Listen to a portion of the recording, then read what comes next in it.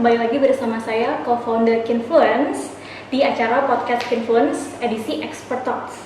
Nah, Kinfluencer, pada kesempatan kali ini kita akan membahas, kita juga akan mengulas mengenai perubahan sosiokultural masyarakat Indonesia akibat pandemi.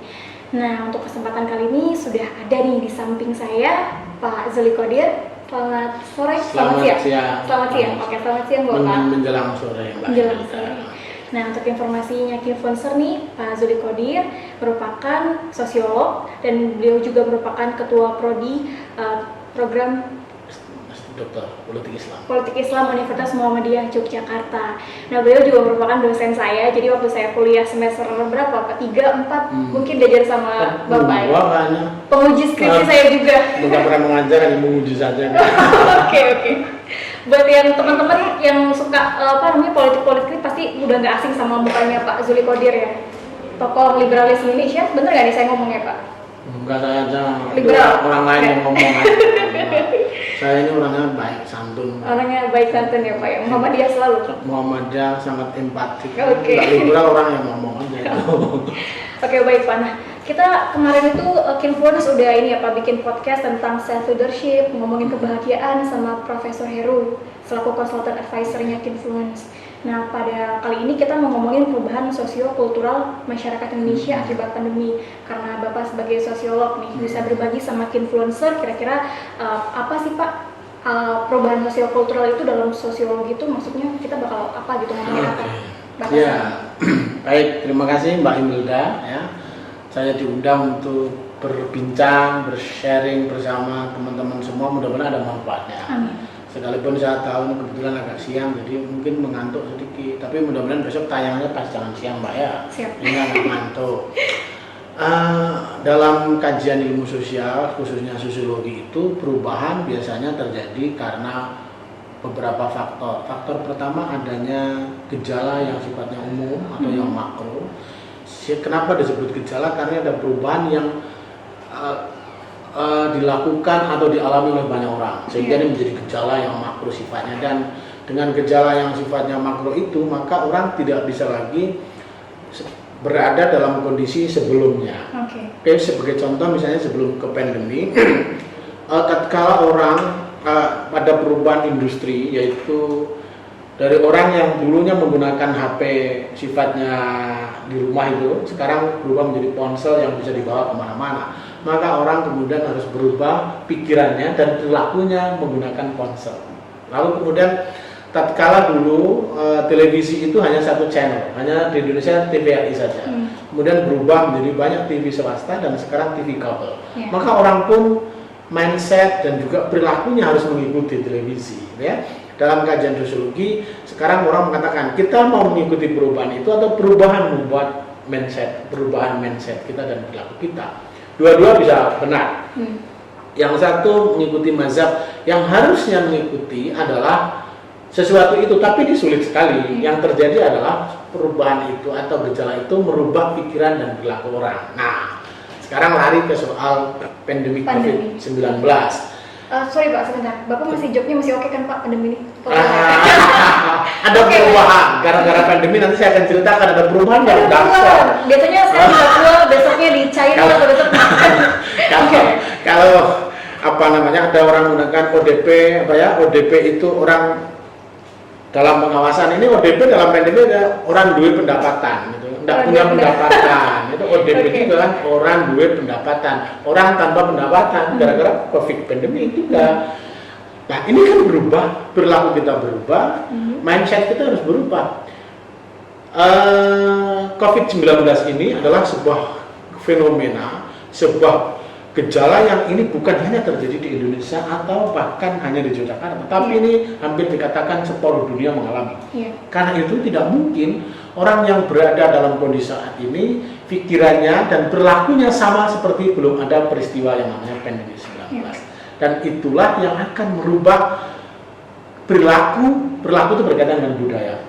Dan kemudian pikiran seseorang untuk menghadapi ini semua. Kalau pikirannya kembali pada sebuah kondisi normal, maka orang kebagian besar akan tidak survive. Maka yang paling penting adalah bagaimana survive pada saat COVID pandemi ini terjadi dan pasca COVID-19 ini. itulah strategi yang harus dilakukan. Jadi perubahan itu merupakan sesuatu yang mesti terjadi atau harus terjadi adanya, karena gejala itu merupakan pendorong utama terjadinya perubahan mindset dan perilaku. Oke, berarti udah paham ya influencer apa itu tentang perubahan sosiokultural. Nah, kalau sepengetahuan Bapak, kira-kira di masyarakat nih yang misalkan Bapak teliti gitu, Bapak kan juga aktif nulis buku ya Pak. Perubahan yang paling nampak nih, perubahan sosiokultural apa yang paling nampak itu terjadi di masyarakat karena pandemi ini? Pertama, ada kekagetan. Selain orang berpendapatan ya Pak. Ini kadang-kadang orang ada shock culture, gegar budaya yang luar biasa, karena kok tiba-tiba terjadi begini. Dulu ada seorang penulis futurolog namanya Alvin Toffler mengatakan bahwa akan terjadi gelombang ketiga di dalam dunia ini.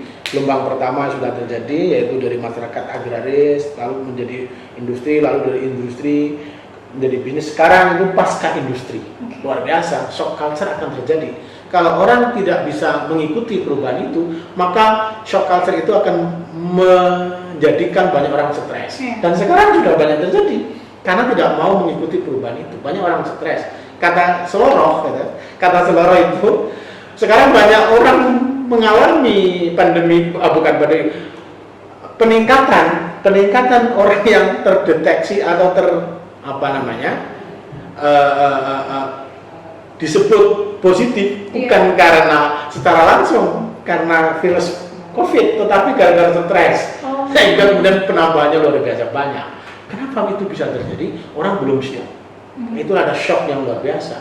Dan shock culture ini akan terjadi di banyak orang yang tidak siap dengan apa yang terjadi dan dihadapi saat ini. Nah, kita akan lihat betapa orang sangat defensif tatkala COVID ini terjadi dan menyerang seseorang.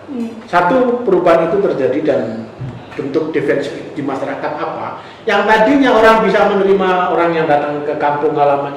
Loh, saya sebagai orang yang tinggal di sebuah kampung di Jakarta, Anda orang yang tinggal di Cirebon sana, mau pulang ke kampung halaman ya kita kan tidak boleh. Susah ya Pak. Ini kenapa bisa begitu? Karena mereka takut sekali, khawatir. Jangan-jangan ini Mbak Emilka, jangan-jangan ini Pak Zuli, Anda mengalami begini-begini.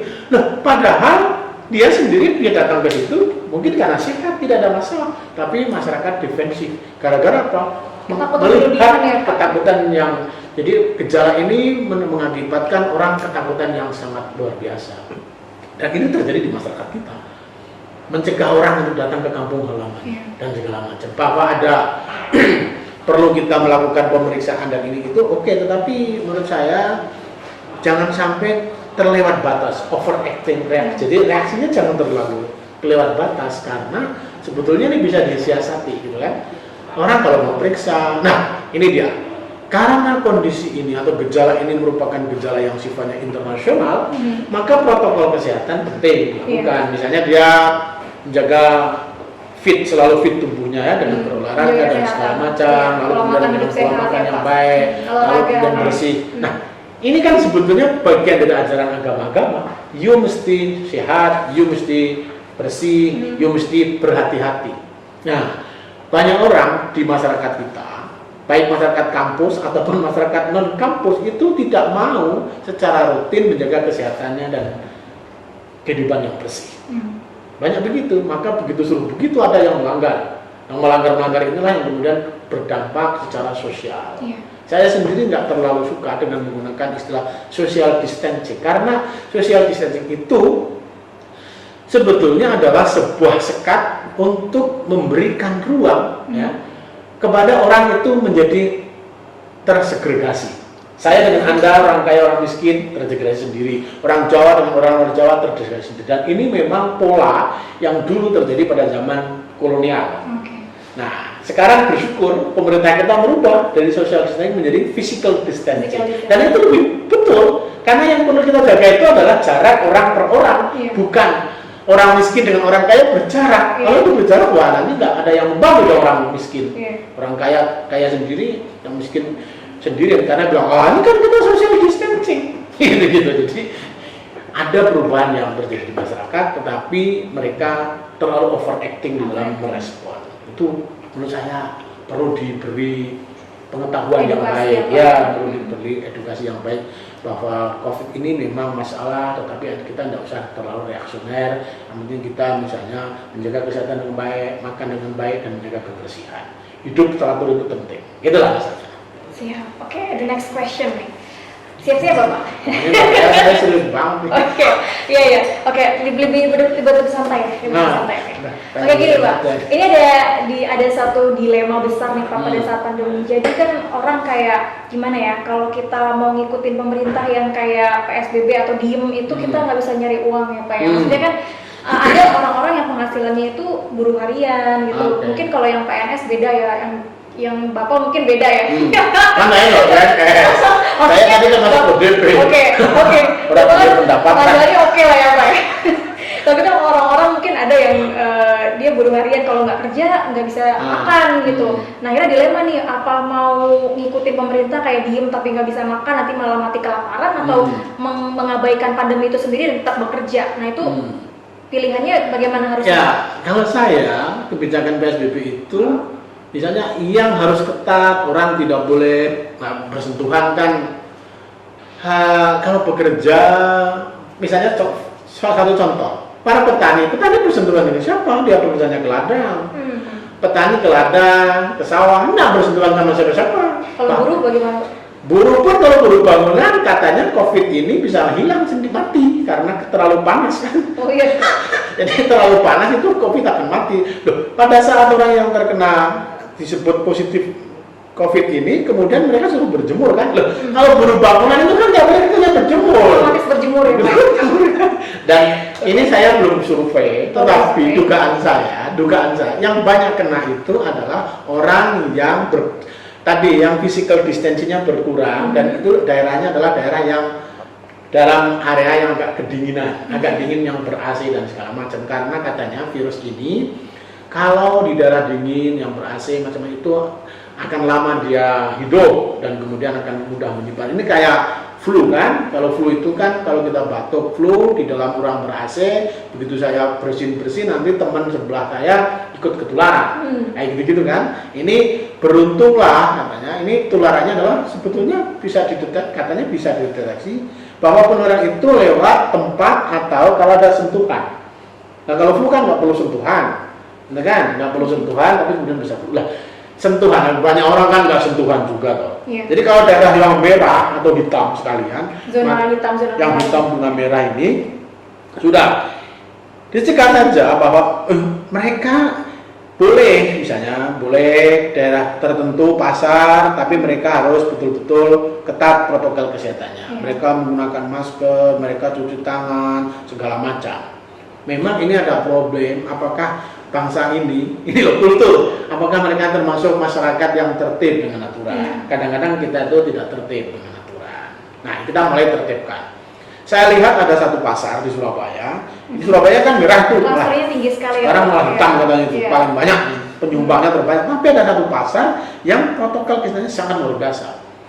Datang ke situ, semuanya adalah pakai masker dan semuanya cuci tangan pakai hand sanitizer, lalu mau pulang juga begitu. Jadi habis beli, bahkan mau beli itu sudah ada sekatnya itu yang pakai plastik itu, lalu kemudian pengambilan barang itu pakai kain sarung dari plastik itu, habis diambilkan nanti kemudian kain sarung ini dilepas atau dicuci dengan hand sanitizer. Wah, ini luar biasa, dan katanya 0% dari orang yang belanja di situ. Artinya sebetulnya walaupun daerah ini merah atau hitam bisa disiasati, gitu. Dengan cara tadi kita taat, masyarakatnya disiplin juga. Masyarakatnya disiplin. Ini harus membangun kultur. Salah satunya ya pengetahuan, edukasi harus disampaikan sehingga orang tidak ketakutan. Yang kedua adalah selain masyarakatnya, maka kita berikan aturan yang harus ditaati. Kalau ini adalah daerah yang hitam atau yang merah, maka orang dilarang datang ke situ. Dan dia sementara tidak usah pergi-pergi dari misalnya Jawa Timur, tidak usah pergi dari Jawa Timur, sudah di Jawa Timur saja. Yang biasa bekerja di situ, tetap bekerja di situ. Yang mau ke ladang silakan ke ladang, yang mau ke kantor, tapi tidak usah pergi keluar kota. Orang yang dari luar pun dilarang datang. Insya Allah nggak akan terjadi banyak penularan. Yang jadi masalah sekarang ini sudah ngerti Jawa Timur misalnya di Jawa Tengah itu merah, orang dari sana boleh pergi kemana-mana dan orang boleh datang ke sana, makanya bertambah. Yogyakarta ini saya bersyukur sekali ya, tidak ada penambahan yang signifikan.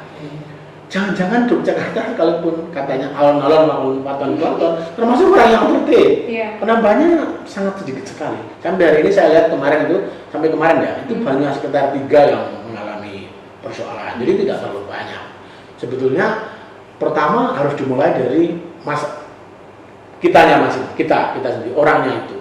Lalu kemudian orang lain. Jadi ada peraturan yang tidak boleh orang datang ke sana, orang dari itu tidak boleh pergi keluar. Kalau begitu nanti kalau mau belanja bagaimana? Ya kan boleh. Orang Jawa Timur belanja dari Jawa Timur.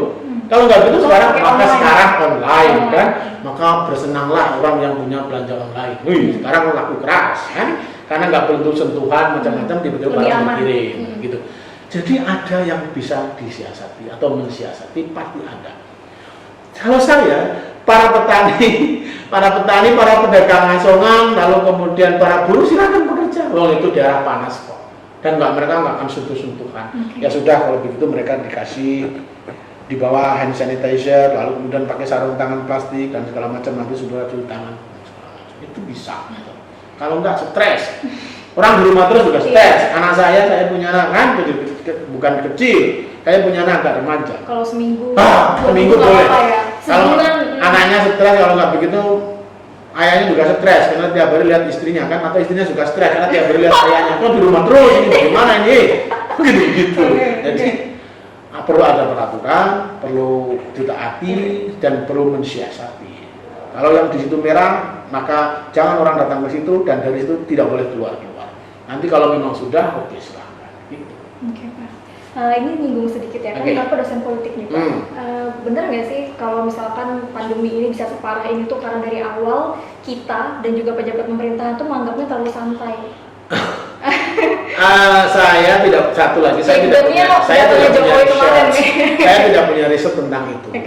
Saya tidak punya survei tentang itu. Tetapi kalau dilihat dari respon yang dilakukan, sebenarnya enggak juga. Cuma kita karena banyak pernyataan yang jadi masalah itu adalah antara satu pejabat dengan yang lain itu beda-beda pernyataan. Kalau soal serius, kayak minum susu kuda liar nanti aman, kayak minum makan nasi kucing aman. Jadi pernyataannya banyak dan beda-beda. Yang satu bilang ini perlu PSBB, yang satu aja perlu PSBB. Yang satu bilang ya ini PSBB tapi sebentar saja, ini tidak PSBB tapi ini hanya ini saja. Itu membingungkan. Dan hingga masyarakat mengatakan, kalau gitu nggak usah kita taati, kita nggak usah ikut aja, toh ini nggak jelas. Karena bingung ya Pak ya. Tapi kalau misalnya itu satu, jadi misalnya satu saja informasinya bahwa dari pusat mengatakan ada PSBB, maka semuanya PSBB. Atau misalnya, oke ini PSBB untuk daerah-daerah tertentu, jangan semua kalau saya.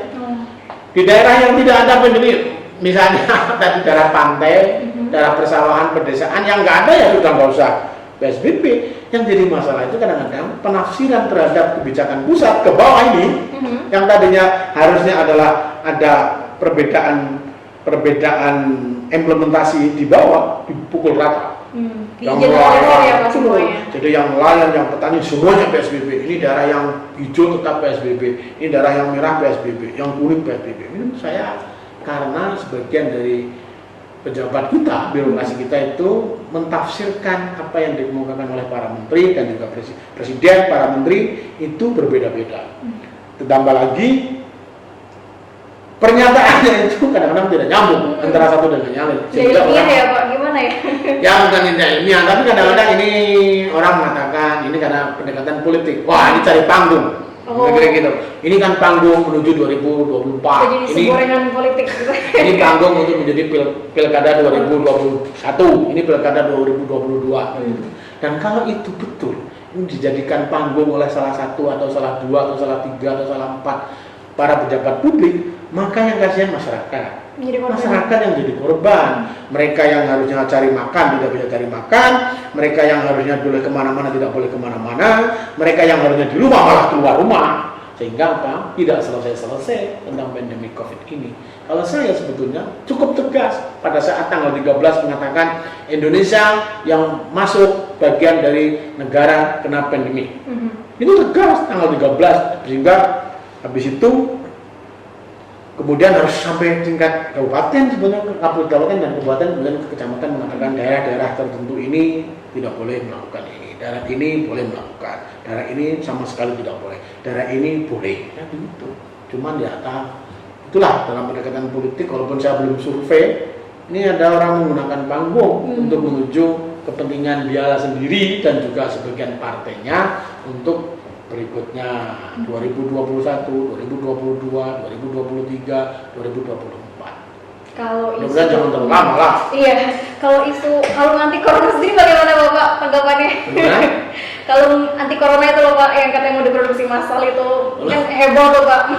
Kalau anti corona, kalau nanti ada pinnya mungkin orang yang kena corona di Yogyakarta katanya di wilayah Malaboro yang saya dengar belum kalung tetapi HP katanya. HP? Jadi HP itu ada, jadi kalau HP yang dibawa oleh petugas, kalau nanti ada orang yang terkena langsung bunyi tit katanya begitu. Oh iya?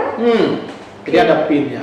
Jadi dulu ada, ini juga perdebatan, saya sebenarnya nggak mengikuti, tapi saya pernah. Nah, begini, ada waktu itu ada orang yang melakukan pedofil, oke? Ya, katanya pedofil itu, lalu kemudian dikasih pin pada orang yang melakukan pedofil itu, sehingga nanti kalau ada dianggap korban atau akan dijadikan korban langsung bunyi didit, maka orang pergi. si yang akan dijadikan korban ini langsung dilindungi oleh orang lain. Nah, ini mungkin ya ada baiknya juga asal tidak terjadi diskriminatif dan yang namanya diskriminatif serta yang dinamakan ekskomunikasi. Kasihan dong. Iya. Misalnya anda itu dikasih kalung, kalung pandemi COVID, saya dikasih kalung, lalu Mbak Khalida, lalu Mas Yahrul ini dikasih kalung ya, tiba-tiba jalan-jalan gitu bunyi tit bahwa tit itu adalah orang yang terkena, lalu orang lari semua. Lalu kemudian jatuh misalnya si laki-laki atau si perempuan itu andanya jatuh, orang nggak ada yang mau menolong, menunggu pihak aparat kesehatan yang datang ke situ menolong. Wah, maaf ya, keburu meninggal dong nanti. Jadi bagaimana caranya kalau memang mau ada begitu, pinnya ini hanya bisa khusus mendeteksi ini memang kena COVID. Tapi jangan juga diekskomunikasi dan jangan diisolasi dan segala macam itu, karena kasihan. Oke, wah ini kan ada gejala orang terkena gejala begini, maka silakan Bapak, berarti Bapak agak menyingkir Pak, biar orang lain tidak kena. Itu saya setuju. Jadi kalau itu bukan menjadikan orang dijauhkan dari masyarakat dan kemudian diekskomunikasikan. Orang nggak mau ketemu, orang nggak mau ketemu, itu kasihan, tambah stres. Nanti makin banyak orang mati bukan karena COVID, tapi karena stres. Iya, karena kelaparan, karena dijauhkan dari teman. Loh, orang nggak mau ditegur teman itu lebih stres. Jadi Anda punya teman satu kantor, ya saya punya teman satu kantor nggak ada yang mau negur, itu jauh lebih stres daripada saya nggak punya duit. Sudah nggak punya duit, nggak ditegur teman, itu stresnya 2 kali. Maka besok pagi tahu-tahu ada kabar si A bunuh diri di kamarnya. Ditanya cari-cari, ternyata dia karena dia ekskomunikasi oleh kawan-kawannya. Padahal dia punya duit banyak, dia punya jabatan yang bagus. Gitu, bukan. Ya ada banyak faktor. Ada banyak faktor ya. Ya, gitu. Oke, kemarin nih Kinfluence sendiri udah bahas soal banyaknya perusahaan-perusahaan besar yang perlahan satu persatu dia tuh merumahkan pegawainya. Mau nyebut tapi takut copyright kan. Pokoknya adalah yang online itu akhirnya mereka merumahkan pegawainya, dan otomatis kan Pak itu jumlahnya nggak 1-2 yang dirumahkan ya Pak, ratusan, bisa jadi ribuan mungkin. Nah itu bagaimana Pak gejalanya? Apakah akan banyak ada pengangguran kemudian? Kata salah satu survei ini berdasarkan juga teman dari IPB mengadakan survei bahwa diperkirakan nanti akan terjadi lonjakan orang yang nganggur dari pekerjaannya, nggak punya pekerjaan, mencapai 10-12 juta di Indonesia. Gara-gara orang cukup tinggi ya Pak? Tinggi sekali kan, 10-12 juta ya. Karena banyak perusahaan merumahkan orang. Sekarang nggak boleh bilang PHK katanya, merumahkan pegawainya atau mengurangi jumlah pegawai. Gitu, nggak boleh bilang PHK ya, merumahkan pegawainya atau mengurangi jumlah pegawai, dan atau kalau nggak begitu mengurangi jam bekerja, dan itu artinya mengurangi pendapatan. Kalau nanti totalnya maka tadi orang duit pendapatan ODP. Itu loh. Istilah baru dari Pak Zuli Qadir ya, Jadi ODP. nggak punya Oke, pendapatan. Dan orang tidak punya pendapatan bisa berdampak banyak ya, secara sosial, secara kultur, secara mindset. Yang tadinya punya pendapatan, maaf ya, misalnya tadinya gampang aja punya pendapatan setiap bulan, nggak usah banyak-banyak, 5 juta. Tiba-tiba dia 0 pendapatan. Oh, itu bingung bayar cicilannya gimana? itu bisa stres, apalagi dia sudah keburu, udah kadung ngangsur mobil, atau ngangsur motor. Pernah tuh pada kasusnya viral. Iya, itu bisa. Sudah kadung beli motor baru, tiba-tiba dia dirumahkan walaupun sementara sampai 1 tahun misalnya kan. 1 tahun padahal angsuran motor tiap bulan misalnya 2,5 juta. Dia nggak ada pendapatan sama sekali. Wah, itu bisa macam-macam. Yang bisa dia lakukan bisa macam-macam kalau dia tidak betul-betul memiliki daya kreativitas yang. Maka salah satunya penting. Apabila dia dirumahkan, apabila dia dikurangi jam kerjanya, maka dia harus berinisiatif menjadi orang yang kreatif. Kan ini perlu dididik Misalkan jadi oleh entrepreneur gitu ya, Iya. atau bisnis. Sekarang makanya orang mendorong supaya memanfaatkan lahan yang sangat sedikit. Oke? Menggunakan misalnya tanaman-tanaman di pot, tanaman-tanaman di segala macam itu ya. Jadi supaya dia itu Membuka peluang sebetulnya bisnis satu, baru ya. kalau toh tidak punya hobi ada kesibukan, ya kan? Orang yang sudah biasa bekerja suruh nganggur itu stres. Orang Tidak yang sudah terbiasa badannya. Oh iya, orang yang sudah biasa dia pekerja keras, habis itu bekerja dapat duit, sekarang suruh nganggur. Makanya salah satunya kan ada banyak orang yang cepat tua tatkala dia dipensiun. Karena apa? Biasanya apalagi udah biasa dilayani, ya, dapat duit banyak. Tiba-tiba ini nggak dilayani, nggak dapat duit banyak. Nggak ada pengalihan atau tidak ada aktivitas yang lain. Dia cuma merenung saja di rumah, duduk-duduk sama cucu sama anak. Kalau punya cucu lumayan ya. Kalau nggak ada cucu di situ ya, itu bisa stres. Nah, makanya 10-12 juta orang ini menurut saya memang harus dipersiapkan. Aduh, ini bagaimana caranya? Kalau memang betul perusahaan dari mana, ini mungkin peran pemerintah juga ya. Iya, pemerintah, harus ada kolaborasi ya, Pak. pemerintah swasta, lalu media macam-macam memberikan ruang kepada mereka yang jumlahnya banyak. Dan kalau diperkirakan tambah 10-12 juta, padahal kita sekarang punya menurut misalnya nggak usah yang World Bank, kita mengikuti data dari Susenas, Sensus Ekonomi Nasional misalnya, kita punya 37 juta orang miskin, maka ditambah 12 juta, banyak kan? 50 juta lebih. Kalau kita mengikuti World Bank dengan nilai tukar rupiah di kota kemarin itu adalah 4 di kota, 4 US dollar di kota, sementara di desa 2 US dollar, kita memiliki kira-kira 49,9 juta orang. Kalau sekarang di desa 4 US dollar, di kota 8, maka kita bisa sampai 100 juta orang. Nah, itu memang penting dipikirkan oleh swasta, oleh pemerintah, oleh para entrepreneur dan yang lain-lain harus berkolaborasi. Kasihan orang yang tidak punya pekerjaan tadi itu, karena dia akan bisa membuat perubahan-perubahan yang di luar apa yang kita duga. Salah satu yang dikhawatirkan adalah semakin banyak orang yang menganggur, kriminalitas akan semakin tinggi, pencurian tinggi, dan sudah terjadi katanya beberapa tempat pencurian itu terjadi karena mereka ditangkap bilang kami nggak ada pekerjaan lagi, kami nggak bisa makan ini dan itu. Ya, walaupun itu mungkin kamuflase ya, tetapi katanya akan terjadi begitu. Tapi 10-12 juta orang yang menganggur, yang karena dirumahkan, itu bukan jumlah yang sedikit, Mbak Imelda ya. Kalau kemudian kekurangan pendapatan, misalnya seperti Anda, Mbak Imelda, Mbak Halida, ya, lalu Mas Sahrul. Misalnya udah biasa punya pendapatan 5 juta, tiba-tiba pendapatnya sekarang hanya 1 juta. Wah, itu pusing sekali kalau mindset dan berlakunya tidak berubah. Berarti harus menyesuaikan. Iya, bagaimana harus menyesuaikan dong? Biasanya belanja 1 bulan itu habis 4 juta ya sekarang. Biasanya di mall ya, di pasar mall ya, betul, sekarang di bakul. Betul ditekan. Aduh, keinginan-keinginan itu banyak tapi ditekan. Ditunda kesenangan itu untuk waktu yang akan datang. Gitu. Itu katanya Al-Quran, wal akhiratu khairul laka minal ula, menunda kesenangan untuk hari yang akan datang. Gitu. Katanya begitu. Oke, influencer, sampailah kita pada penghujung pembicaraan penghujung dialog. Oke Pak, satu pertanyaan aja dari saya.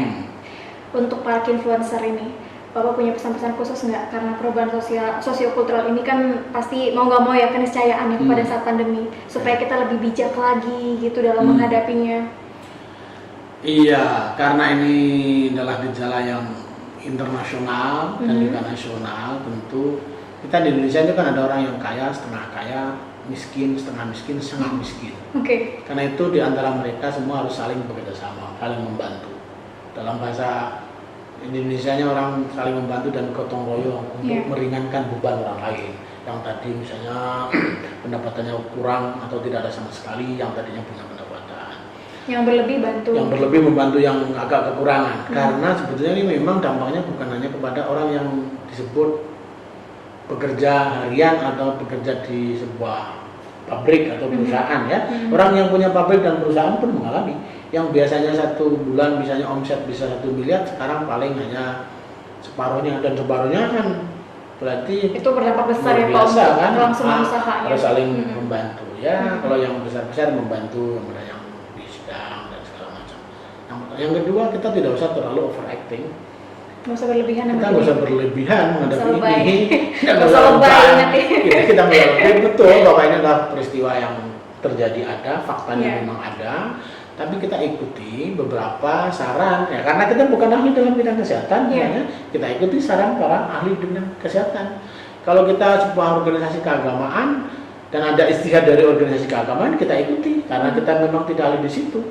Dan itu adalah kita menjadi orang yang berhati-hati. Berhati-hati itu penting sekali, dan itu pesan semua agama kan. Lalu harus waspada, berhati-hati, lalu menjaga hidup yang bersih, jaga kesehatan, itu semuanya pesan-pesan kemanusiaan agama. Terakhir sekali, kita harus mau melakukan perubahan mindset dan perilaku, karena bagaimanapun tidak bisa lagi kita hidup seperti zaman sebelum ada ini. Inilah yang disebut new normal itu ya, memang kita hidup dan hadir dalam sebuah kondisi yang memang darurat, yang berbeda, dan kita krisis, harus kalau Jokowi bilang krisis, ya artinya kita harus hidup dalam kondisi krisis. Kalau kita hidup, ini kondisinya krisis kok normal, ya namanya tidak nyambung. Maka siapapun harus menyadari bahwa ini kondisinya berbeda dari tahun-tahun sebelumnya. Kita harus bersiasat dalam ilmu politik. Kita harus bersiasat supaya survive bersama, bukan diri sendiri. Survive bersama sehingga kita nanti ke depannya bisa jauh lebih baik. Kalau enggak kembali kepada semula pada saat seperti itu yang kita harapkan semuanya ya. Dan mudah-mudahan kita berharap betul tidak terlalu lama. Caranya bagaimana tadi? Orang merubah cara berpikirnya, cara berlakunya, dan inilah bagian dari kultur masyarakat yang harus dibangun. Saya kira begitu. Ya, terima kasih Bapak sudah menyempatkan waktunya berbincang-bincang santai. Amin. Banyak banget informasi yang pastinya didapetin sama influencer ya. Oke, kita tutup nih Pak. Tapi jangan santai-santai lah. Nanti cut lagi videonya. Oke, dari saya begitu saja untuk dialog kali ini. Semoga para influencer bisa mengambil inti poinnya bahwasanya perubahan sosiokultural merupakan sebuah keniscayaan di pandemi seperti ini, di saat ini. Tapi kita jangan sampai tidak bisa survive. Kita harus merubah pola pikir kita harus bisa beradaptasi, kita harus lebih kreatif agar kita bisa survive menghadapi pandemi ini bersama-sama. Oke, dari saya itu saja. Sekali lagi terima kasih Bapak. Ayo sama-sama Mbak Imelda. Sampai jumpa di podcast Kinfluence selanjutnya. Saya co-founder Kinfluence Imelda, mohon pamit undur diri. Terima kasih. Assalamualaikum warahmatullahi wabarakatuh. Waalaikumsalam.